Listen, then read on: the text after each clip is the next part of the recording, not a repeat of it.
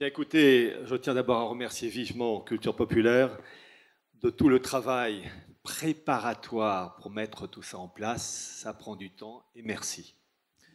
Et donc, je vais traiter d'un sujet, la Russie, en sachant qu'en plus, si je puis dire, cette réunion du 24 juin 2023 tombe en plein avec l'intervention du groupe Wagner, Prigojine, ça vient de tomber l'information, ça vient de démarrer. Qu'est-ce que ça va donner? Là, quand c'est le démarrage, on peut quand même se poser des questions à la tête de 25 000 hommes qui semblent vouloir le suivre. La première réaction, c'est ça me fait penser. Le groupe Wagner, par certains aspects, me fait penser à la SA d'Ernst Röhm, qui était un groupe paramilitaire. Mais Hitler, lui, il a réglé le problème avec la nuit des longs couteaux. Et les dirigeants militaires de la Reichswehr ont été ravis. Poutine ne l'a pas fait, il va peut-être le faire, je ne sais pas. Mais en tout cas, les choses bougent et on peut se dire que l'affaire russe-ukrainienne, avec tous les arrière-fonds qui est derrière, avec les Occidentaux, et la Chine côté russe, c'est loin d'être terminé. Alors, parler de la Russie, c'est un vaste sujet, la Russie de Poutine, en sachant que ce livre, donc Les permanences de la géopolitique et de la mystique russe, des Romanov à Vladimir Poutine, aux éditions Culture et Racine, c'est un sujet que j'ai déjà un peu traité, entre autres, dans l'Atlas, mais là, j'ai voulu véritablement presser le citron et obtenir des informations pour comprendre la Russie d'abord sur le temps long. Et pour comprendre ce qui se passe actuellement, en raison en particulier de l'intervention militaire russe en Ukraine en février 2022, il faut d'abord comprendre que nous avons affaire à une bagarre entre deux messianismes, le messianisme russe opposé au messianisme américain, anglo-saxon, avec en arrière-fond évidemment la dédollarisation qui est en cours, les briques, etc., l'affaire énergétique, approvisionnement en énergie, etc. Et pour comprendre le messianisme russe, je dois d'abord faire un petit rappel sur son opposant, le messianisme américain. D'ailleurs, c'est comme ça que j'ai commencé mon livre en introduction. Il faut d'abord rappeler que dans l'histoire américaine, la création des États-Unis, à l'origine, ce sont des puritains, le fameux Mayflower. Et ce monde puritain est issu donc d'un mouvement qui a eu lieu au XVIe siècle avec la Réforme, la Renaissance, avec Luther, Calvin et le monde anglican avec Henri VIII, et que c'est une bagarre, une opposition à la romanité. La création des États-Unis, et en tout cas le mouvement puritain américain, c'est un mouvement, c'est une construction contre l'Europe, contre la romanité, avec cette volonté de mettre en place, et je ne fais que reprendre leur expression, la nouvelle Jérusalem, par définition en opposition à la Rome, la romanité. Et c'est tellement vrai, je parle des Mayflower 1620, les puritains, dans mon livre Archives du mondialisme, vous avez une carte de The Economist de 1990, les originaux que j'ai trouvés dans un institut, et qui montre une revue The Economist de 1990 pour la gouvernance mondiale et des blocs continentaux. Confuciania pour la Chine, le monde asiatique, Hinduland, le monde indien, Eurasia, le monde russe, et vous avez le monde Euro-Amérique. Et on a l'Union européenne détachée de l'Eurasie et accolée via l'Angleterre à l'Amérique du Nord. Et il y a un emblème qui décore ce bloc euro-atlantique, c'est un puritain. Le puritain Mayflower. Et donc, on a vraiment la marque de fabrique de ce messianisme anglo-saxon. Et il est intéressant de noter que cette volonté de blocs régionaux, on trouve cela dans tous les domaines. Et pour les amateurs de foot, pareil, la FIFA, la maison mère pour le foot. Eh bien, tout simplement, allez sur le site Wikipédia de la FIFA. Et vous avez la Terre, enfin le globe terrestre, subdivisé en plusieurs blocs régionaux pour le foot. Alors, pour l'Europe, Russie, vous avez l'UEFA. Pour le monde africain, un autre bloc qui s'appelle le CAF. Pour le bloc nord-américain, ce sont des sigles, hein, CONCACAF. Pour l'Amérique du Sud, c'est pas facile à prononcer, CONMEBOL, voilà. Et vous avez AFC et OFC, le monde asiatique et le monde, voilà. Et donc c'est intéressant que déjà, même dans le monde du foot, il y a déjà des blocs.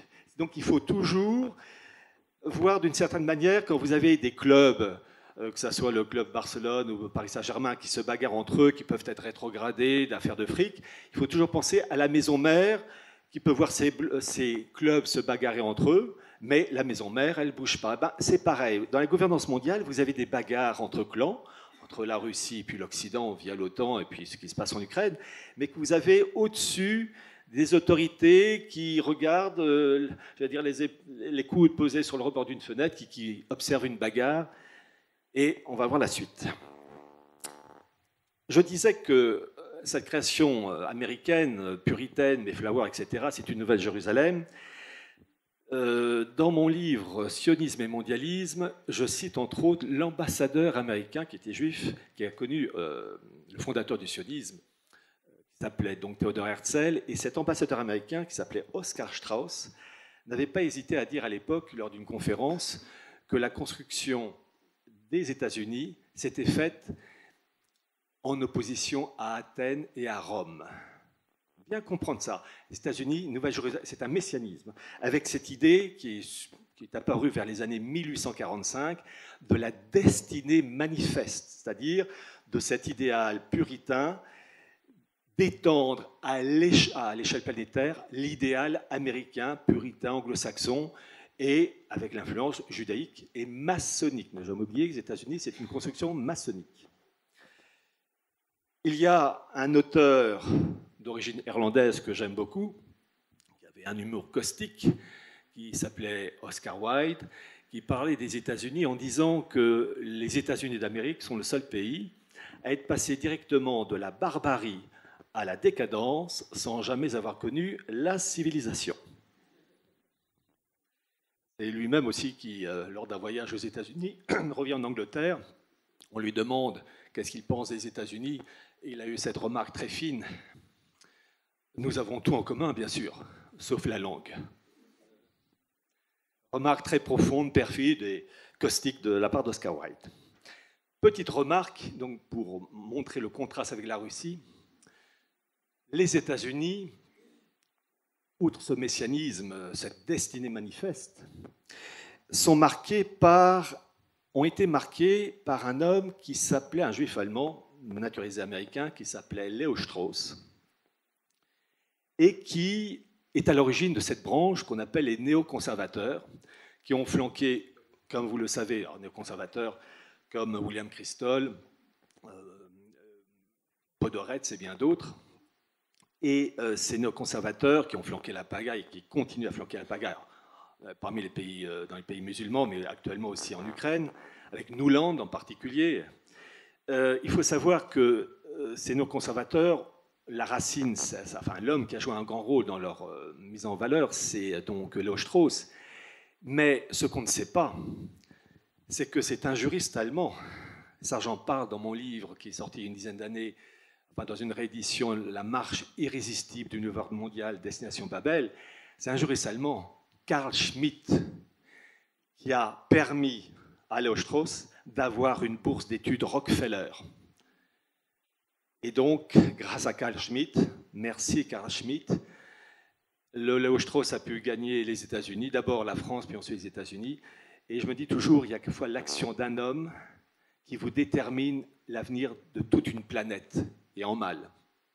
Et il faut savoir que grâce entre guillemets, aux néoconservateurs, vous avez actuellement aux États-Unis ce qu'on appelle la mise en place d'un exécutif unitaire, c'est-à-dire une forme tyrannique, dictatoriale qui se met en place, et que parmi les adeptes de l'exécutif unitaire, vous avez un mouvement qui est né dans les années 80, la Federalist Society, avec un juriste qui s'appelle John Roberts, qui est l'actuel patron de la Cour suprême des États-Unis. Et tout ce petit monde a rendu visite d'ailleurs à l'époque à Sarkozy. Sarkozy, dont on connaît le patriotisme. Et petite information, ces mesures dictatoriales, il y a un document américain, j'ai mis l'original dans ce bouquin, La marche irrésistible d'une ordre mondiale, qui est le paragraphe 1076, j'ai mis l'original. Donc, tout ça pour vous dire que pour comprendre le monde russe, il faut le comprendre en tant que mouvement messianiste qui va s'opposer, et qui s'oppose actuellement, à un messianisme américain. Donc il y a un effet ping-pong. Pour comprendre l'histoire russe, il faut voir l'histoire longue de ce pays, et il faut subdiviser cette histoire russe essentiellement en 4 périodes. Première période, c'est en gros du 9e siècle jusqu'au 16e siècle, avec l'invasion des Varegs, en fait les Vikings, en Russie, et ça va donner, invasion Vareg, Viking, qui va être rapidement slavisée, donner naissance à une dynastie, la dynastie des Riorikides. Donc ça se termine au fin 16e siècle. Deuxième période, à partir du 17e, pour être très précis, 1613, la dynastie des Romanov jusqu'en 1917. Troisième période, 1917-1991, la période bolchevique, et quatrième période, depuis les années 90, Boris Eltsine, et actuellement avec Poutine. Donc vous voyez, cette histoire russe, en gros, il y a 4 grandes étapes. Quand on reprend cette histoire longue, la première étape, donc invasion Vareg, les Vikings de l'époque, en Russie, qui donnent donc, qui vont être slavisés, donner cette naissance à la dynastie Riorikide. Vous avez l'émergence d'une principauté, la principauté de Kiev, ou Rousse de Kiev. Et vous allez avoir un événement très important avec le baptême, la conversion au christianisme de Vladimir Ier vers 988. Et c'est intéressant de rappeler que la Russie est née d'un baptême, comme la France, avec Clovis vers 496, 498, enfin on retient la date de 496 pour Clovis sous l'égide de l'évêque Saint-Rémy. La Russie et la France sont nés tous les deux d'un baptême, et comme par hasard, la Russie et la France ont connu 2 révolutions. 1789 pour la France, 1917, ce n'est pas l'effet du hasard.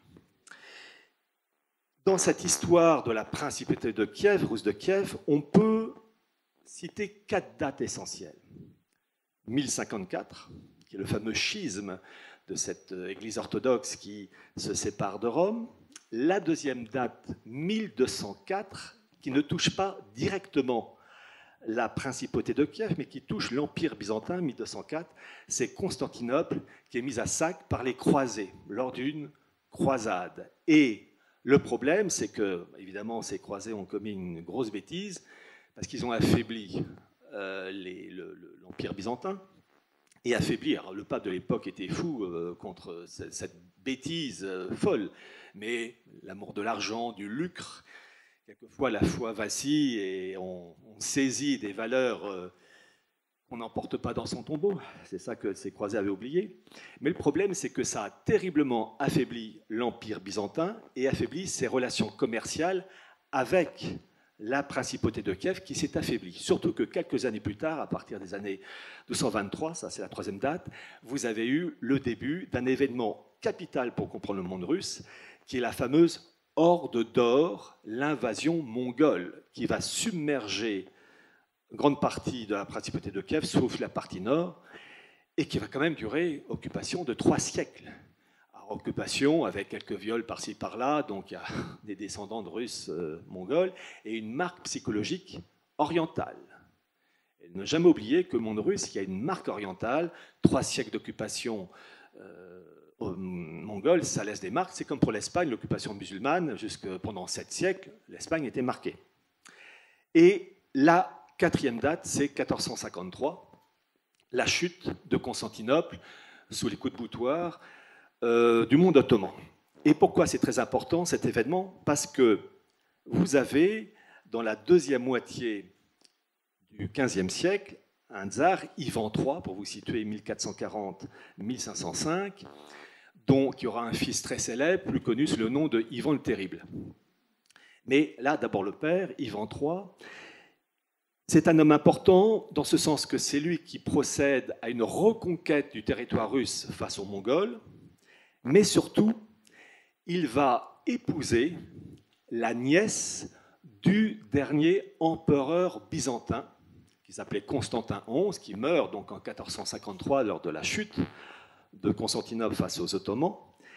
Et ce mariage avec la nièce, avec donc ce monarque russe, c'est à la fois une passation, j'allais dire, biologique du monde byzantin vers le monde russe et un transfert politique, ce qui va donner naissance à l'idée de la Troisième Rome. C'est là où l'expression Troisième Rome apparaît. Il y a une chose qui est frappante dans le monde russe, c'est le lien entre le monde orthodoxe et le monde ésotérique, avec, au cours des siècles, une constance, la marque de la Kabbale. Qu'est-ce que la Kabbale? C'est l'interprétation ésotérique du judaïsme rabbinique. C'est une constante, peu importe les régimes politiques, jusqu'à aujourd'hui. Et lorsqu'on lit, par exemple, les travaux du spécialiste de l'antisémitisme, qui s'appelle Léon Poliakov, il cite une lettre d'Ivan III, donc deuxième moitié du XVe siècle, une lettre d'Ivan III, adressée au Khan, K-H-A-N, de Crimée, et Ivan III demande dans sa lettre au Khan de Crimée, on va quand même arrêter de s'écrire en hébreu. Ça, c'est intéressant parce que pour qu'ils puissent écrire en hébreu, ça veut dire qu'il y avait des élites juives autour d'eux pour apprendre l'hébreu. Parce qu'à l'origine, les Russes, évidemment, ne parlent pas l'hébreu. Et surtout, une élite juive qui a été en mesure d'enseigner l'hébreu à Ivan III pour qu'il puisse écrire en hébreu.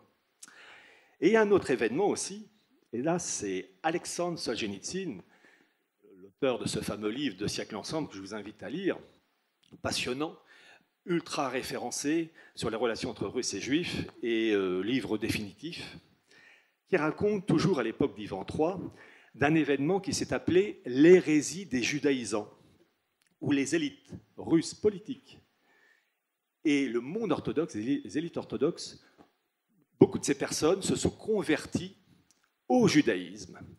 Et le juif qui menait l'affaire s'appelait Scaria, et il faisait tout pour détruire trois choses qui est une permanence dans le monde rabbinique et kabbalistique: le rejet de la Sainte Trinité, le rejet de la divinité du Christ et la destruction du sacerdoce, avec aussi le rejet de la Sainte Vierge. Et les élites russes, politiques et orthodoxes, ont été touchées par ça, au point que un des dirigeants orthodoxes de l'époque avait changé de prénom pour s'appeler Abraham, et sa femme avait changé de prénom pour s'appeler Sarah. C'est ce que raconte Solzhenitsyn. Et c'est un archevêque de l'époque, en 1492, qui a su régler, il s'appelait Gennadius, qui a su arrêter cette hérésie des judaïsants et permettre à la Russie de revenir sur les bonnes voies orthodoxes chrétiennes. Bien. Vous verrez dans mon livre, Les Permanences, je me suis intéressé à Solzhenitsyn, et en particulier à son œuvre, Les deux siècles ensemble.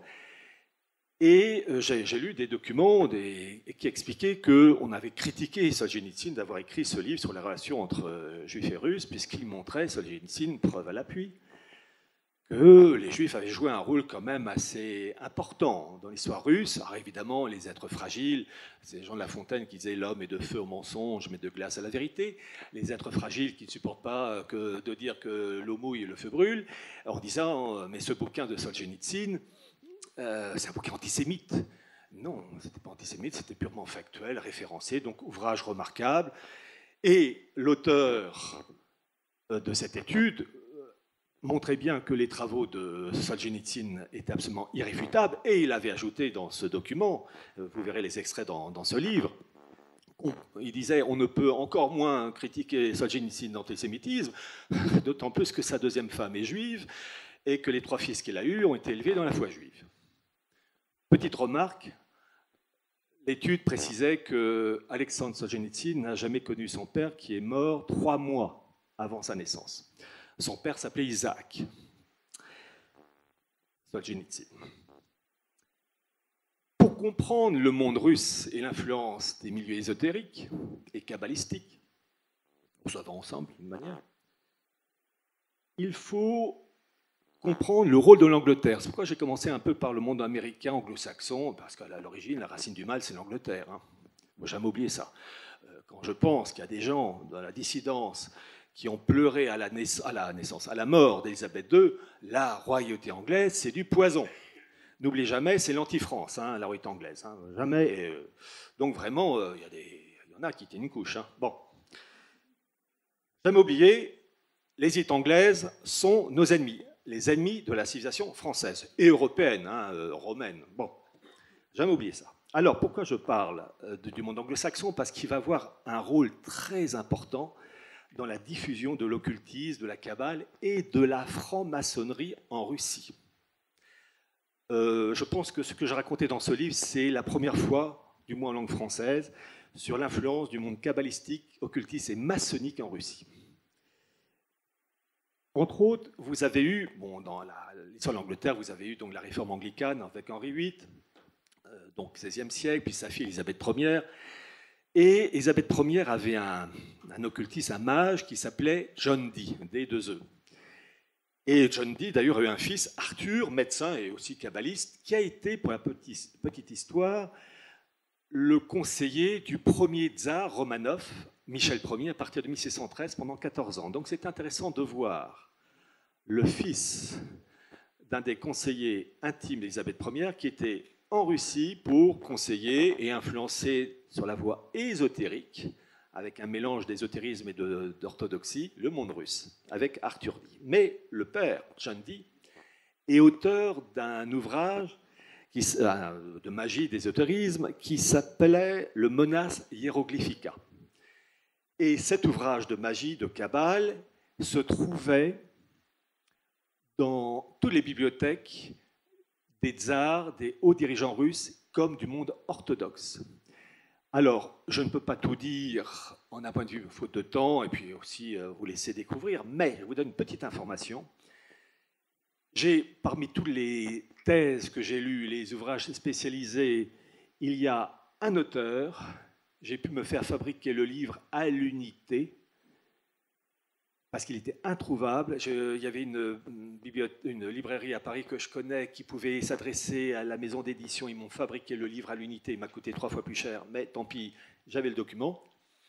Je vais aller très vite parce que j'ai tellement de choses à dire, je ne voudrais pas trop... Vous me faites signe si je dépasse un peu les bornes.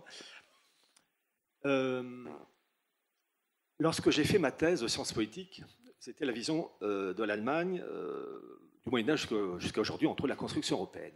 Et on tombe sur des noms. Et parmi tous les auteurs que je voulais étudier pour comprendre le monde russe, je tombe sur une universitaire anglaise portant un nom espagnol, qui est morte en 2013-2014, qui a enseigné dans les plus grandes universités britanniques, et qui est une spécialiste du monde russe, et de 17e, 18e siècle, qui s'appelait Isabelle de Madariaga. Et je me dis, Madariaga, mais ne serait pas la fille de Salvador de Madariaga, qui était un européiste convaincu, qui a participé en 1948 au fameux congrès de La Haye, présidé par Churchill, mais le véritable homme à l'origine de tout ça, c'est Joseph Ratzinger, encore plus important que Jean Monnet. Et pour la petite histoire, je vous le dis très rapidement, dans mon livre Sionisme et mondialisme, vous avez l'acte de conversion du judaïsme au catholicisme du grand-père de Joseph Ratzinger, que j'ai trouvé dans les archives diocésaines de la ville de Tarnów, au sud de la Pologne, du 16 novembre 1827, écrit en latin. C'est l'original. Donc pour vous montrer que pour comprendre quelqu'un, il faut quelquefois étudier ses origines. Donc je continue. Et ce Salvador Madariaga a joué un grand rôle dans la Constitution européenne, la CE à l'origine. C'est lui qui est à l'origine de la création du Collège de Bruges, qui forme les futurs fonctionnaires de la CE, puis ensuite de l'Union européenne. Et il a reçu en 1973 Le prix Charlemagne, vous savez, c'est le prix attribué aux personnes œuvrant en faveur de la construction européenne. Le premier à l'avoir reçu en 1950, c'est Richard de Coudenhove-Kalergi pour la Pan-Europe. J'essaierai d'en dire deux mots aussi. Et l'ont reçu aussi, prix Charlemagne, bon, notre ami Macron, mais, ma ami avec des guillemets bien sûr, hein, pas de blague, mais quand même Bill Clinton, président des États-Unis, ou Henry Kissinger, pour vous dire comme l'Europe est vraiment inféodée, on le voit bien, hein, c'est même pas inféodé, c'est violé. Bon. Et donc je me suis dit, cette Isabelle Madariaga, outre d'être universitaire de haut niveau, elle a dû bénéficier de l'aura de son père pour avoir peut-être des documents qu'un universitaire n'aurait pas eu. Donc le bouquin, j'ai voulu l'avoir. Et elle a fait une étude sur l'influence maçonnique, ésotérique, kabbalistique de la Russie, extraordinaire. C'est dans le livre. La première note de bas de page, c'est bien simple, j'ai mis l'original en anglais au cas où certains auraient des doutes. Elle remercie l'archiviste de l'Institut Warburg de Londres qui lui a fourni l'essentiel des documents pour parler de cette marque ésotérique kabbalistique en Russie. Extraordinaire, je vous laisse découvrir la chose. Savoir que la maçonnerie est née en Angleterre en 1717, mais évidemment ces choses-là ont été préparées. Vous avez eu ce groupe, ce club, est déjà évoqué en 1646 par Robert Boyle sous le nom de Collège Invisible. Et puis, vous avez eu la création de la Royal Society en 1660, qui a enfanté ensuite la maçonnerie en 1717 en Angleterre, et puis ensuite qui s'est diffusée. Alors, petite remarque, le tsar Pierre le Grand a fait une grande virée en Europe, Prusse, Pays-Bas, mais aussi Angleterre, 1697-1698. Alors, quand je dis une visite avec tout un entourage de diplomates, de militaires, etc., de conseillers, et il est allé en Angleterre, il a visité l'université d'Oxford, donc il a pu rencontrer ces gens de la Royal Society, et il a rencontré aussi Isaac Newton, qui allait devenir quelques années plus tard le patron de la Royal Society. Et quand il est rentré en Russie, Pierre le Grand, il est rentré en Russie avec quelques Anglais de cette mouvance. C'est ça qui a permis de diffuser le poison maçonnique et tout ce qui va avec Kabbale. Alors, petit rappel, la maçonnerie obéit à 3 critères. Le naturalisme, c'est-à-dire qu'il n'y a pas de religion révélée. Il n'existe pas de... Pour les maçons, alors je sais que je m'adresse à un public aux idées variées, mais je fais vraiment le mode d'emploi. Après, on n'aime pas. Il y a dans la maçonnerie le rejet donc d'une religion révélée, dans ce sens qu'il n'y a pas eu de fils de Dieu incarné, comme c'est le cas dans le christianisme, comme c'est diffusé dans le cas du christianisme. Donc, surtout pas de fils de Dieu incarné. Ça, c'est une horreur à combattre. Deuxième point, le nominalisme, c'est-à-dire que pour la maçonnerie, il n'y a pas de vérité. Tout est évolutif. Tu as ta vérité, moi j'ai ma vérité, et puis dans 20 ans, ça sera autre chose. C'est une vérité évolutive. Et troisième point, la primauté de l'homme.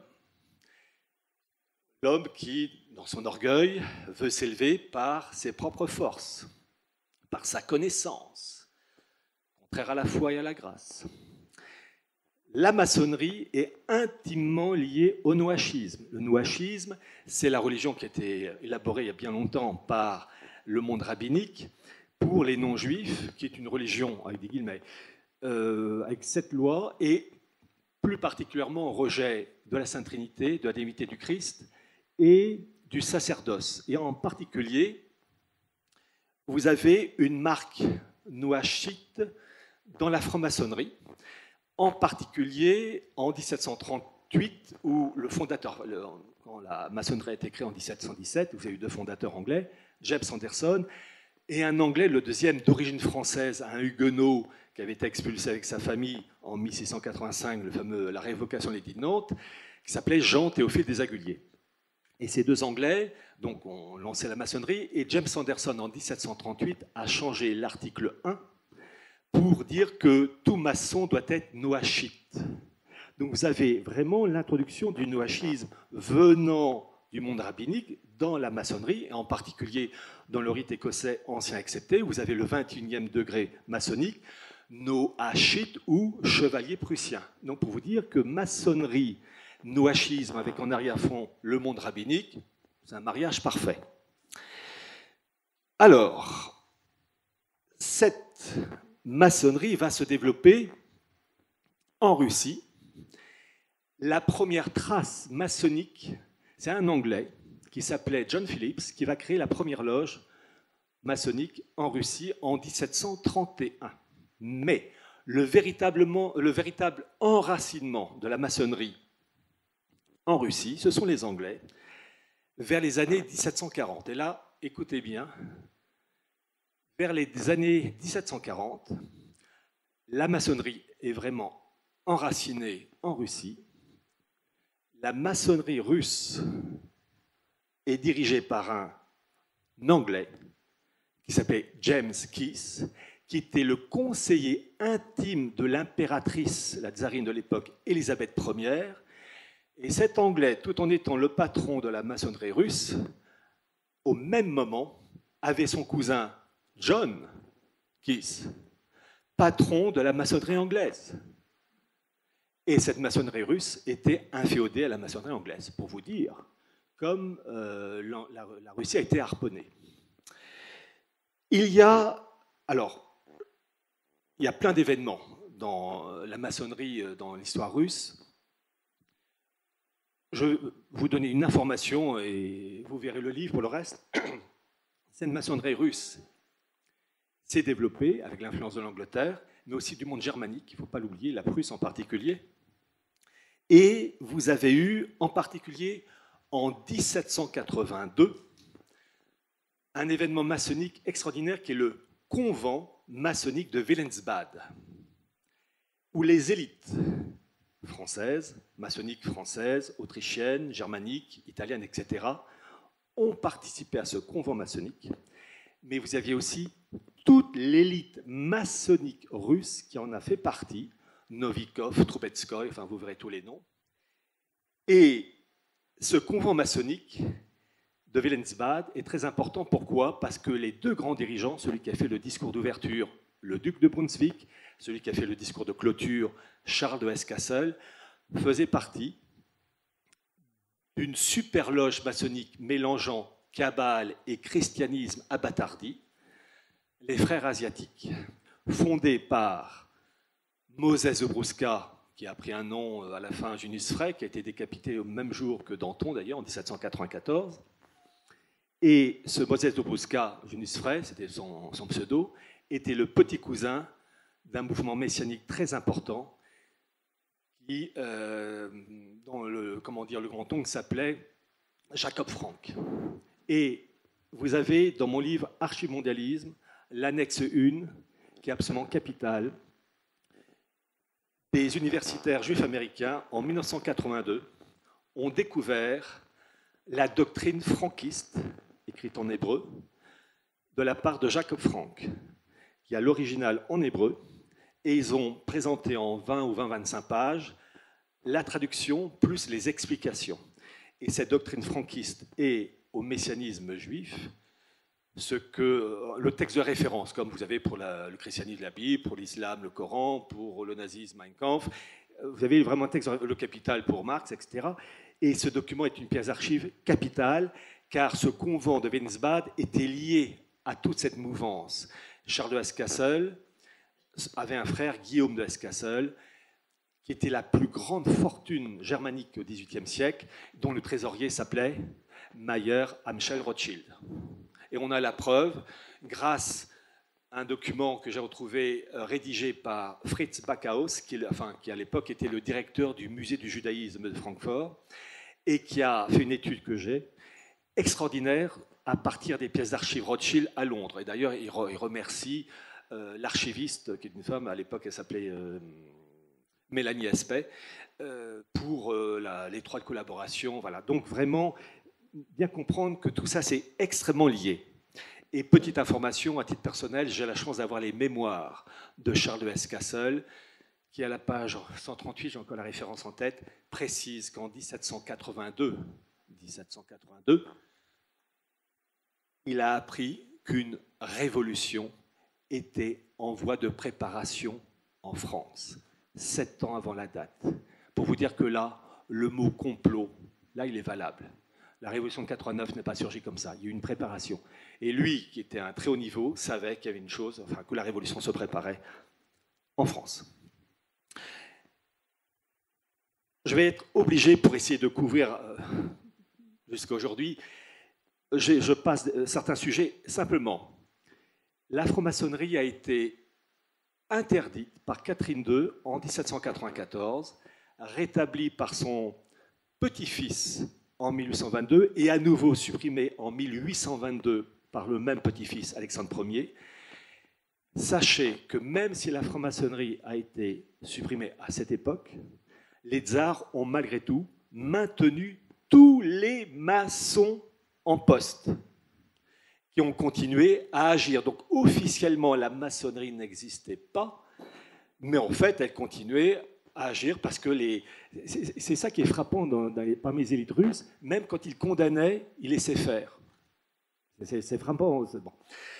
Et donc cette maçonnerie a continué à prospérer, même si elle n'existait plus officiellement durant tout le XIXe siècle, en particulier avec ce qu'on appelait le martinisme, qui est un courant philosophique judéo-chrétien lié à la Kabbale, avec Martinez Pascali, Louis-Claude de Saint-Martin, là c'est au XVIIIe siècle, et que vous avez une personne qui va jouer un grand rôle dans l'ésotérisme russe. Son nom d'épouse, c'est Elena Blavatsky, 1831-1891. Son nom de jeune fille, Elena von Hahn, parce qu'elle Hahn, H-A-H-N, elle était en fait, vous savez, il y a les Russes, il y a une noblesse germano-balte. Vous avez énormément de Russes parmi les élites russes de l'époque qui portent un nom germanique, mais très intéressant. Cette Elena Blavatsky avait un cousin qui lui s'appelait Sergueï Witte, W-I-T-T-E, qui a été le premier ministre de Nicolas II. Et cette même Elena Blavatsky avait une sœur qui elle, qui était théosophe. Donc c'est un mélange d'occultisme, d'influence tibétaine bouddhiste, avec le swastika, c'est-à-dire la croix gammée, mais dans le sens contraire des aiguilles de montre. Dans le sens de la croix gammée nazie, c'est destrogir, et dans le sens contraire des aiguilles du monde, c'est nestrogir. Et donc c'était cet emblème, c'est nestrogir, qui était l'emblème de la société théosophique. Et la sœur d'Elena Blavatsky, donc Vera Jelikovskaya, avait été théosophe et avait parmi ses disciples un certain Nicolas Roerich, théosophe aussi, et qui aura un fils, Sviatoslav Roerich, théosophe, qu'on va retrouver aux côtés de Gorbatchev dans la promotion de la perestroïka. C'est intéressant de voir que ces milieux kabbalistiques ésotériques ont accompagné la perestroïka de Gorbatchev. Un élément très important, cette maçonnerie, qui avait été officiellement interdite en 1822, mais en fait, les hommes sont restés au pouvoir dans les postes clés, a été rétablie officiellement en 1905, au moment de la Révolution avec Nicolas II.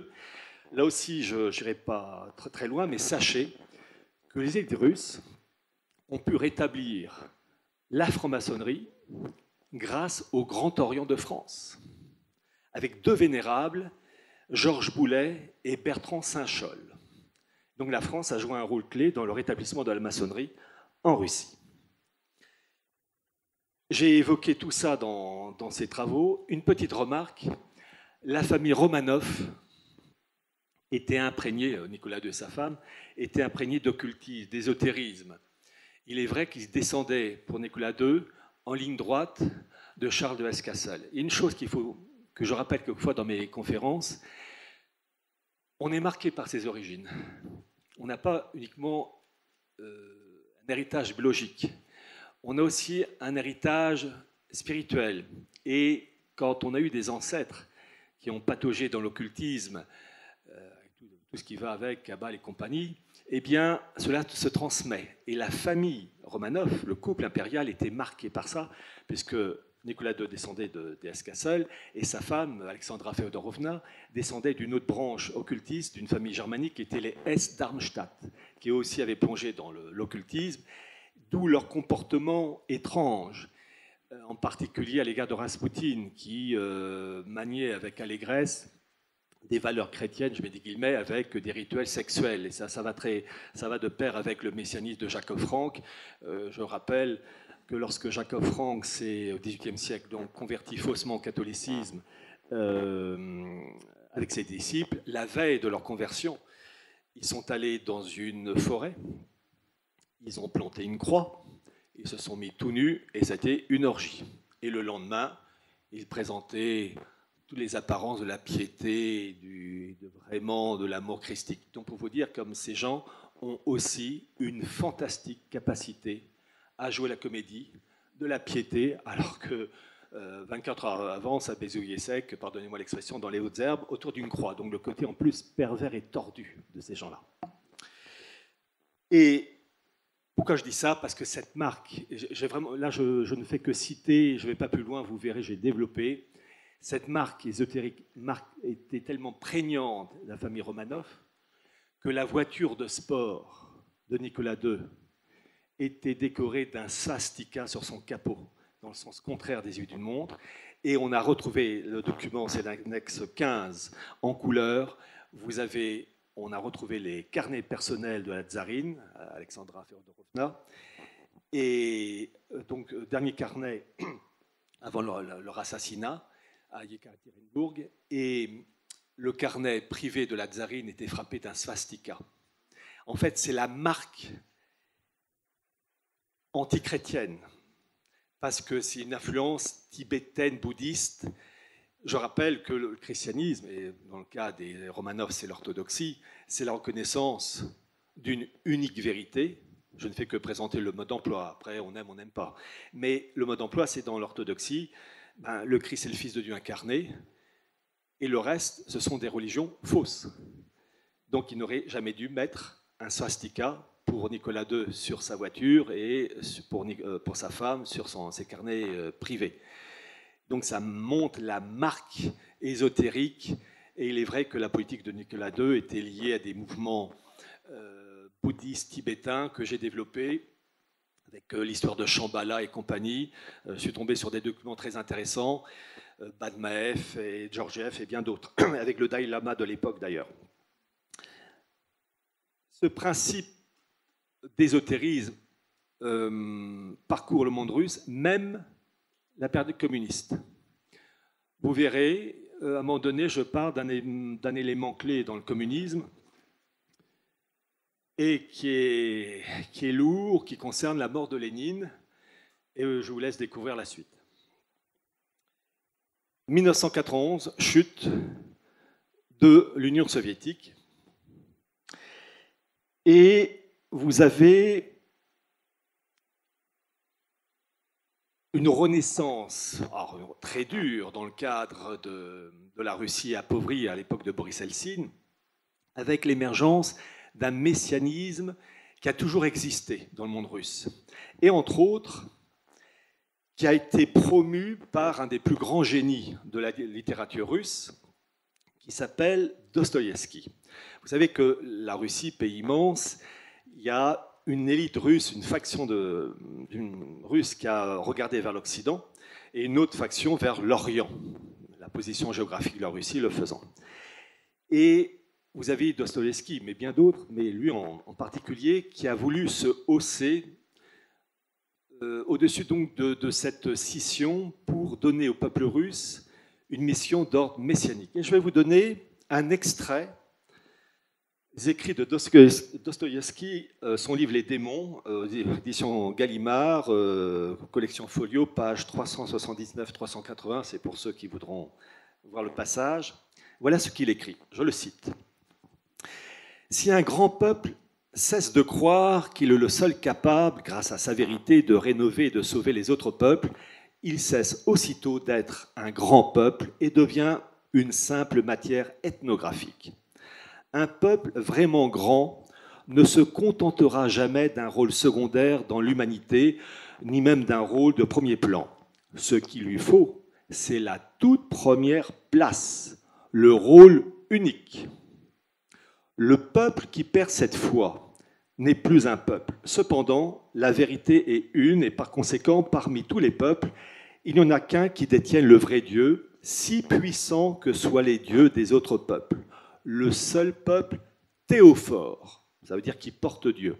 Le seul peuple théophore est le peuple russe.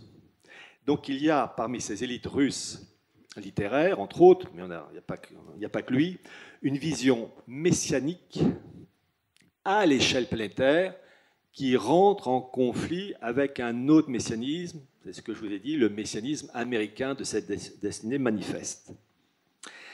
Et à la même époque, vous avez l'émergence, 19e siècle, et je suis obligé de jongler entre Boris Eltsine et ensuite Poutine et avec le 19e siècle parce que ces personnages ont repris cet idéal, ce qu'on appelait le cosmisme russe, avec un russe hors norme, peu importe qu'on aime ou qu'on n'aime pas ce qu'il a raconté, il y a un génie russe. Hein, quand on pense que les nazis considéraient les Russes, les Slaves, comme des sous-hommes, sont donc parfaits crétins. Quand on voit le génie russe en littérature, en musique, Rachmaninov par exemple, bon, bref, mais les nazis étaient, enfin bref, stupides. Le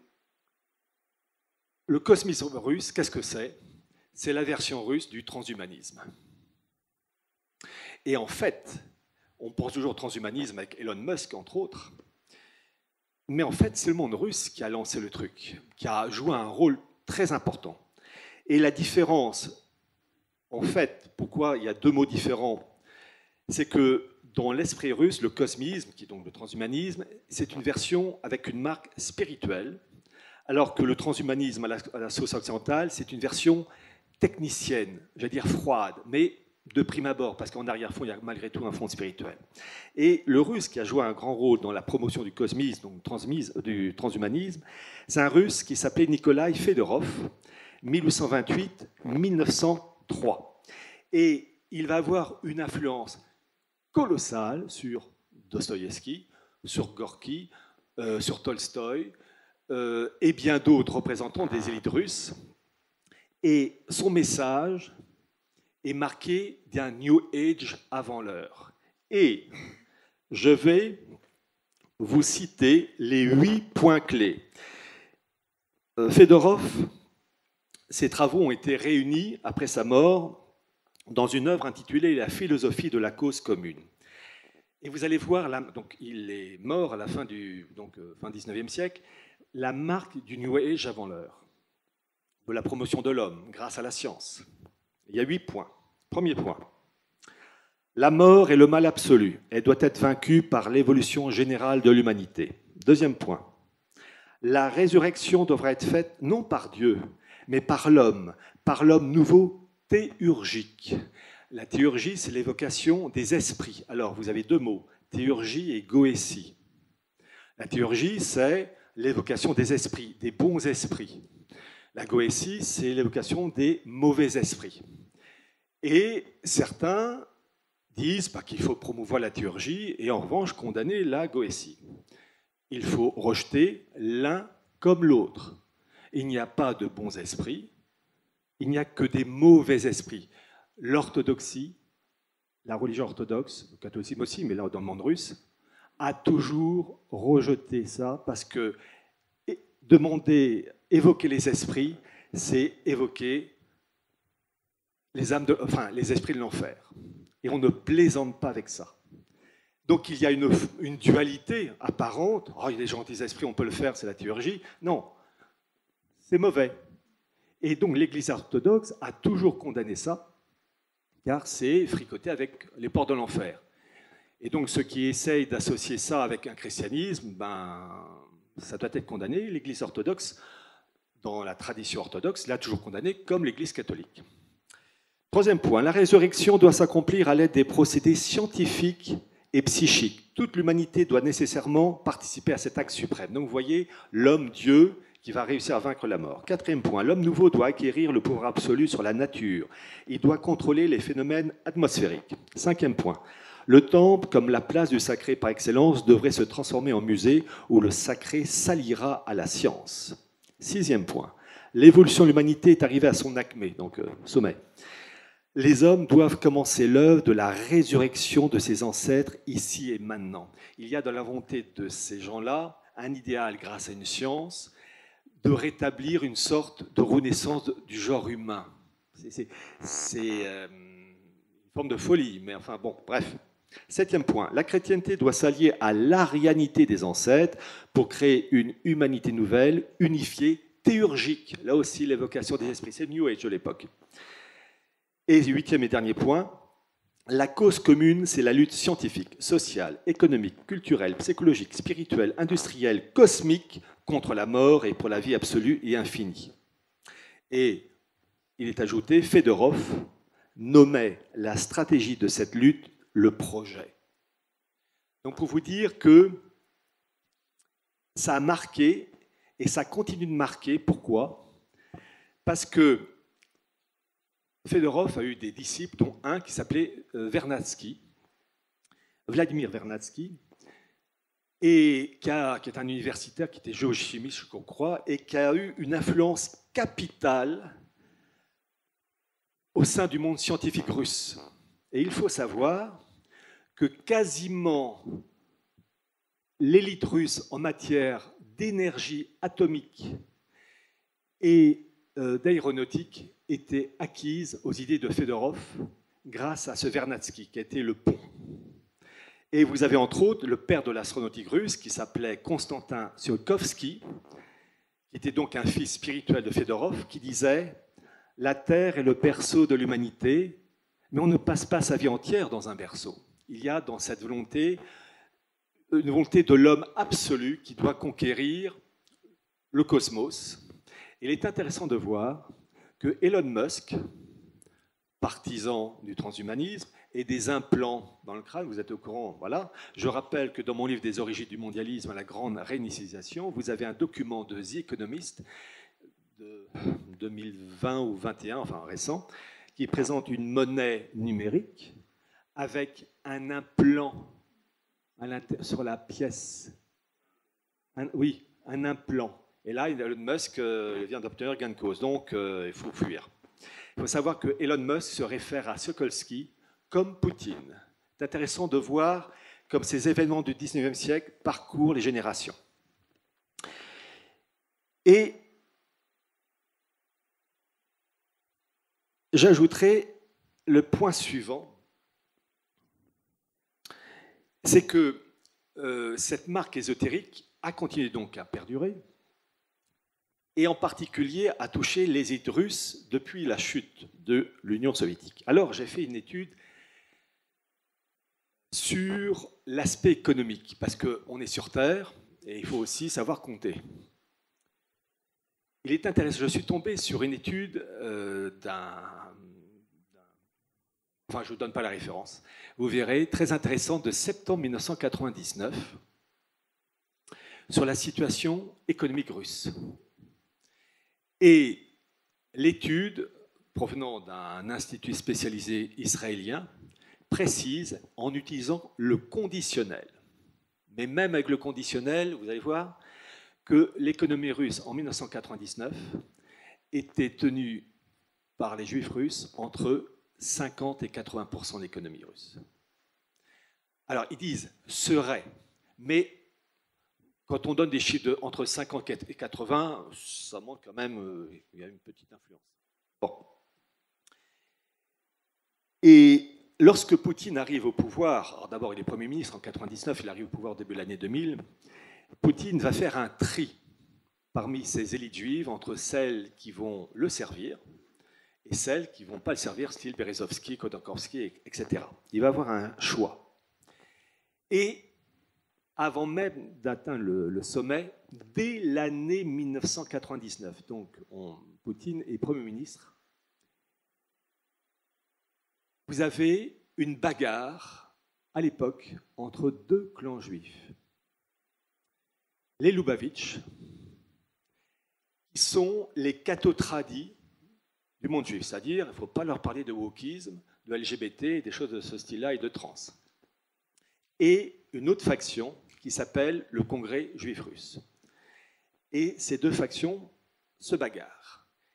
Et Poutine va se rallier aux Lubavitch, et c'est lui, en 1999, qui va enraciner les Lubavitch en Russie, en faisant du rabbin Berel Lazar le grand rabbin de Russie, 1999.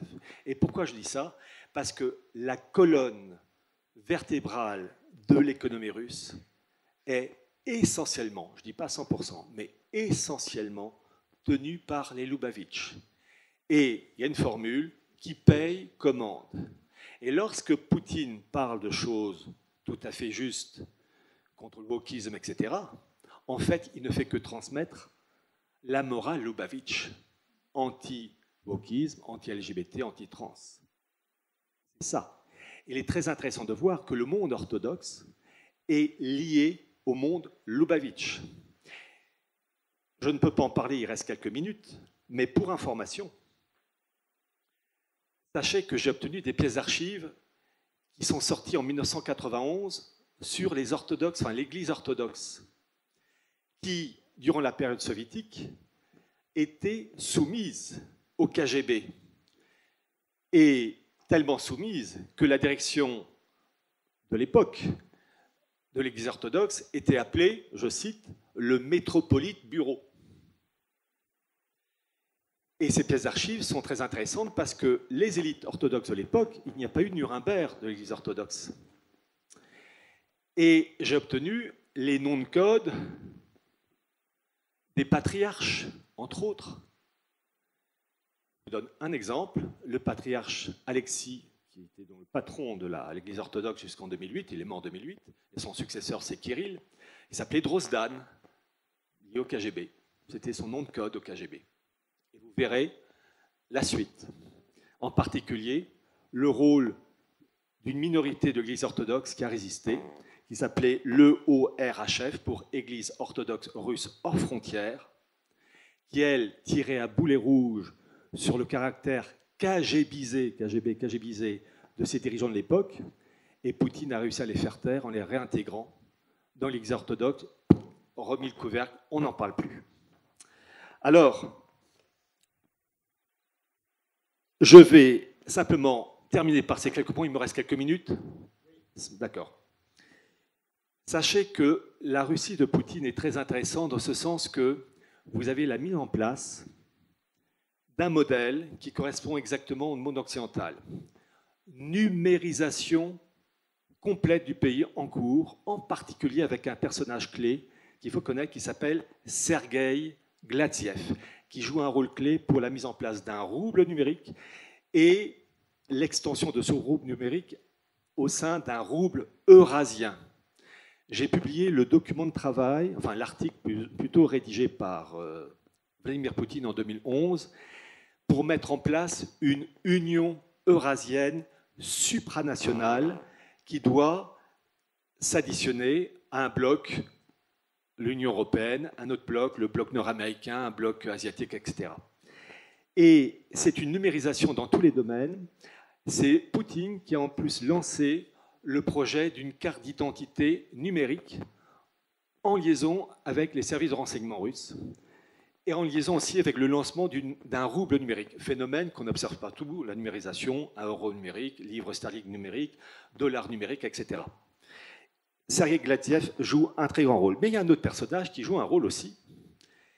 Il n'est pas au premier niveau, il n'est pas en tête, en queue de peloton, mais un poste bien élevé, c'est Alexandre Douguine. Je ne vous donne pas le nom de l'institut dans lequel il travaille. Il fait partie d'un comité de direction. Et au sein de ces directions, je ne vous donne que deux noms. Sergueï Gladiev et le vice-président de la banque Gazprom. La finance et Gazprom. Pour vous dire, il tape haut. Et il y a une chose qui est très intéressante, j'ai établi un rapport entre le programme de Poutine avec le programme de Douguine, que j'ai fait traduire. C'est exactement pareil, sauf sur un point. Poutine cherche à nouer des liens avec la Chine. Douguine est contre. Il considère qu'il y a, je le cite, trop de contradictions stratégiques. Mais pour le reste, c'est pareil. Et une chose très intéressante aussi à souligner, c'est ce mariage curieux et pas normal entre l'orthodoxie et l'ésotérisme chez Douguine. La religion orthodoxe russe a produit des chefs-d'œuvre. Je vous demande de regarder cette icône russe élaboré entre 1410 et 1427 d'Andrei Roublev, la Trinité, la Sainte Trinité, chef-d'œuvre de l'art religieux orthodoxe. Chef-d'œuvre. Et il est malheureux, étonnant, curieux de voir Alexandre Douguine mélanger orthodoxie et ésotérisme et ne pas changer d'avis après, parce qu'on peut se tromper, dire certaines choses et 3 ans, 5 ans, 10 ans, 15 ans après, dire qu'on s'est trompé. Et c'est tout à l'honneur d'une personne qui se trompe de le reconnaître. Il n'est quand même pas normal qu'en 1995, Alexandre Douguine a participé à une cérémonie très ésotérique avec des croix tournantes et des hommes et des femmes légèrement habillés, et tout en récitant du Aleister Crowley. Avec quand même Aleister Crowley, j'ai lu quand même des bouquins sur lui, avec des références sataniques. Je rappelle que Aleister Crowley a été choisi par un représentant du monde secret britannique, Ian Fleming, fameux auteur 007, en 1941, au mois de mai 1941, Rudolf Hess, vous savez, est parachuté en Angleterre. Il voulait établir des liens entre Hitler et Churchill. Et c'est Ian Fleming qui, pour le premier interrogatoire de Rudolf Hess, va choisir Crowley. Même le V de la victoire de Churchill, c'est Crowley qui lui a soufflé ça. Et la vague New Age et tibétaine des années 60-70 en Europe, avec Dalai Lama, etc., c'est un Anglais qui s'appelle Gerald York qui a joué un rôle clé pour balancer et empoisonner les esprits européens. Ce Gerald York était le secrétaire privé d'Aleister Crowley. Vous avez tout ça dans le livre. Il est dommage qu'en 2017, lors d'un débat avec Anthony Blinken, l'actuel secrétaire d'État du gouvernement Biden, mais aussi Dominique de Villepin, il est dommage qu'un Douguine ait dit que la Kabbale est la plus grande construction de l'esprit humain. La Kabbale est d'inspiration satanique. Et en tant qu'orthodoxe, il aurait dû dire d'abord ça, que c'était une inspiration satanique, et que le Christ, dans l'orthodoxie, fils de Dieu incarné, est l'unique vérité qui écrase et détruit la Kabbale. Il ne l'a pas fait. Et en particulier, il est intéressant qu'en 2023, 24 juin 2023, l'emblème du parti Eurasie de Douguine, c'est une étoile à 8 branches, qui est la réplique de l'étoile du chaos dans l'occultisme ésotérique de ce milieu-là. J'ajoute une petite information dans l'occultisme et l'ésotérisme et la Kabbale. Il y a un livre qui sort au mois de juillet aux éditions Ethos, E-T-H-O-S, d'un avocat polonais qui est mort en 1931, qui a rédigé en 1895 une étude extraordinaire sur Jacob Frank. Il a eu des pièces d'archives qui ont été détruites en 1939. Et j'ai fait la préface de ce livre qui sort courant juillet. Je vous invite véritablement à lire cet ouvrage, surtout que le chaos, lorsqu'on voit le parti Eurasie avec cet emblème de 8 branches, c'est en lien avec cette Kabbale, entre autres franquistes. Et je terminerai par une citation. Alors une citation et ensuite quelques mots de fin, et j'arrêterai.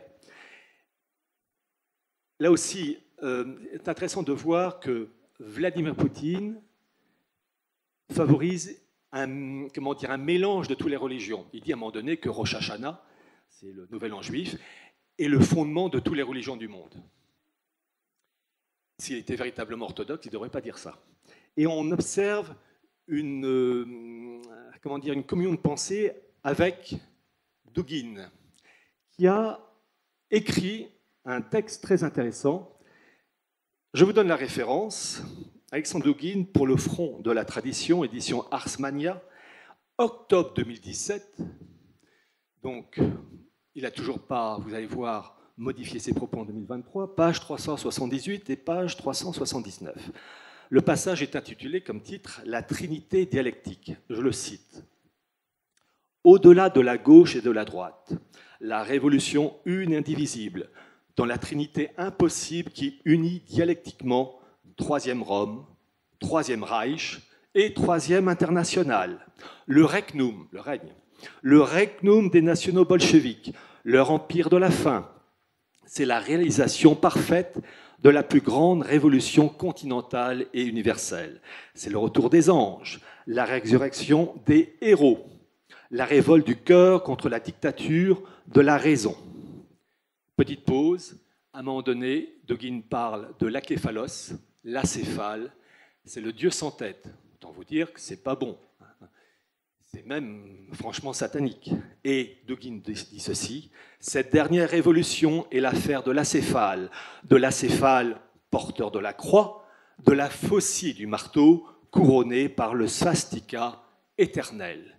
Et vous voyez cette histoire de swastika, vous citez la Société théosophique de Blavatsky, les Romanov, il y a une permanence, d'où mon titre, les permanences de la géopolitique et de la mystique russe de Romanov à Vladimir Poutine. Il y a malheureusement une marque ésotérique qui traverse tous les régimes politiques. Et il est dommage que des chefs-d'œuvre du monde orthodoxe, et je vous citais l'exemple de la Trinité de Roublev, soient touchés par cette forme empoisonnée qui touche aussi bien la Russie que le monde occidental. Et on peut dire en guise de conclusion que la France et la Russie sont nées d'un baptême, ont été touchés par deux révolutions, 1789-1917, avec des influences ésotériques. Mon espoir, c'est que pour la France comme pour la Russie, eh bien, que ces influences néfastes, ésotériques, kabbalistes, soient un jour balayées pour le bien de ces deux peuples, pour le bien de tous les peuples européens, mais aussi le bien du monde entier. Je vous remercie.